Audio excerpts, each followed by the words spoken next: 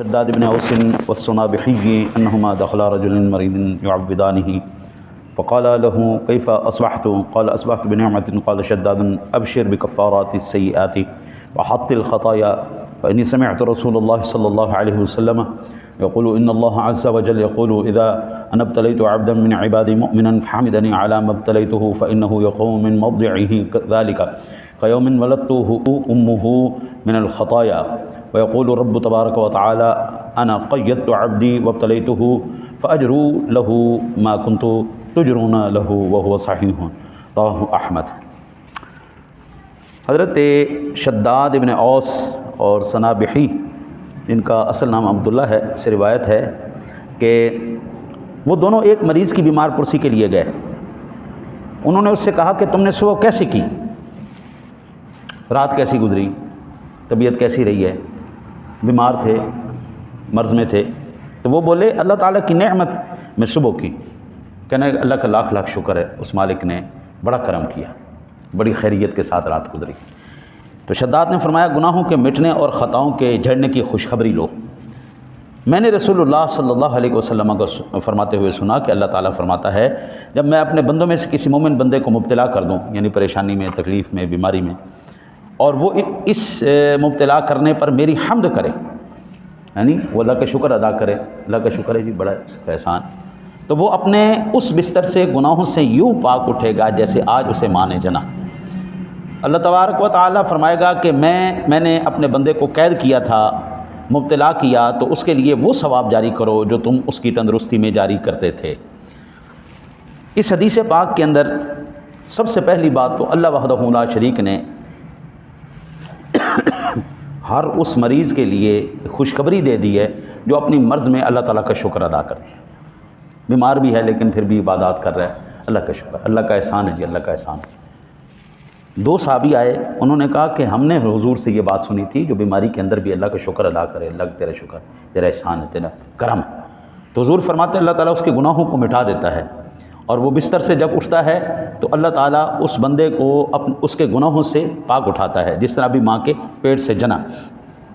پھر جو آخری حدیث کا حصہ اس میں بتایا گیا ہے وہ یہ کہ اس بندے کے لیے وہی جاری کرو جو اس کی تندرستی میں جاری تھا، یعنی بندہ جب صحت مند ہوتا ہے نا تو وظیفہ کرتا ہے، یاسین شریف پڑھ لی، سورہ رحمان پڑھ لی، سورہ ملک پڑھ لی، سورہ واقعہ پڑھ لی، ہاں جی، اس طرح دیگر ورد و وظائف کر لیے، صحت کی عالم میں بندہ کرتا رہتا۔ تو بیماری میں یہ ممکن نہیں ہوتے، لیکن اللہ کے حبیب فرما رہے ہیں کہ وہ بیمار ہوا نا، اس کی وجہ سے جو اس کے وظائف چھوٹ گئے تھے، اللہ تعالیٰ فرشتوں کو حکم کرتا ہے یہ سارا ثواب اس کا لکھتے رہو، وہ جاری رکھو جی، وہ ثواب نہیں کم ہونا چاہیے۔ بیماری کی وجہ سے میرا بندہ بستر پہ گیا نا، تو یہ اب میرے کرم پر ہے، میں اس کو جس کا جتنا مرضی عطا فرماؤں۔ حضرت جی میرے رب کی مرضی ہے، وہ جس کو جتنا چاہے، جب چاہے، جیسے چاہے عطا کر۔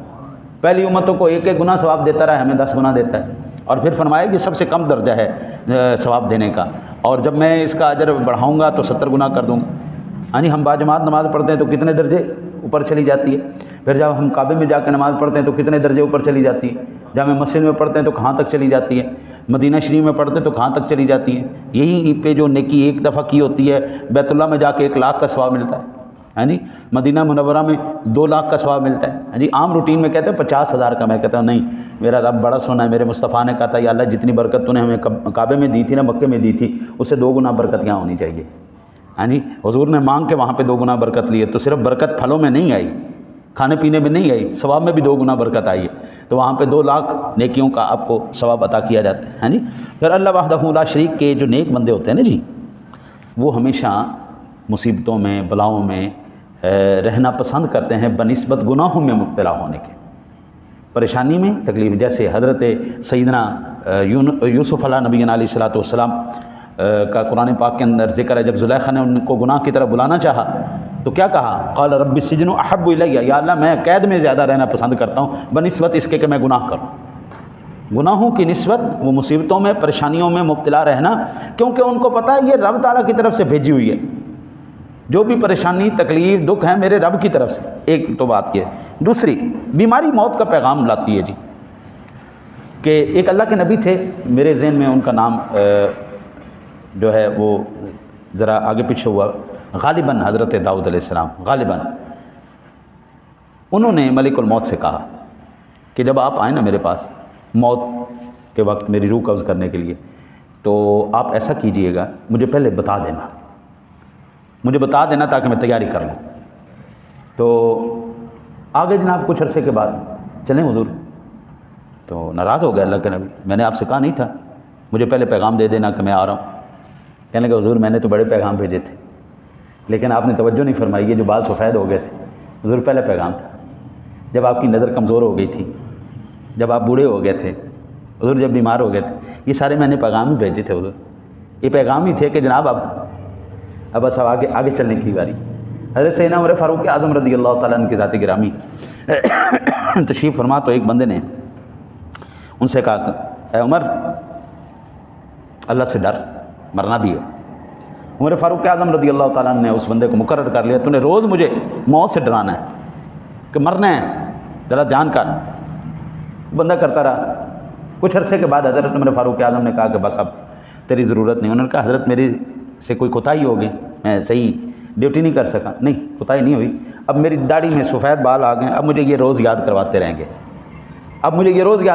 گے، بھائی جان بس اب ڈیڈ لائن آ چکی ہے، اب ختم، اس سفید کے بعد اب کالے نہیں آنے۔ میں نے زندگی میں نہیں دیکھا ایسا بزرگ آدمی جس کے سفید کے بعد کالے آ گئے ہوں۔ پھر یہی ہوتا ہے کہ بس سفیدی جیسے پھیلتی ہے بندہ ختم، آنکھیں کمزور ہو جاتی ہیں۔ ٹھیک ہے ہم ڈاکٹر سے علاج کرواتے ہیں، آنکھیں ریپیئر بھی کروا لیں، لیکن وہ بات نہیں رہتی۔ اب چائنا نے آپ گھٹنے بھی نکال دیے ہیں اسٹیل کے، یعنی وہ گھٹنے لگوانے کے بعد بھی بات وہ نہیں رہتی جو جوانی کی بات ہے نا حضرت صاحب، جو 40 45 50 سال تک آپ نے جوانی عیش کر لی نا، بس ختم، یہ فل پیک تھا۔ اس کے بعد اب سارے سسٹم ڈاؤن ہی ہونے اور یہ گرانیاں گھسنی ہیں، اس کے علاوہ اور کوئی کام۔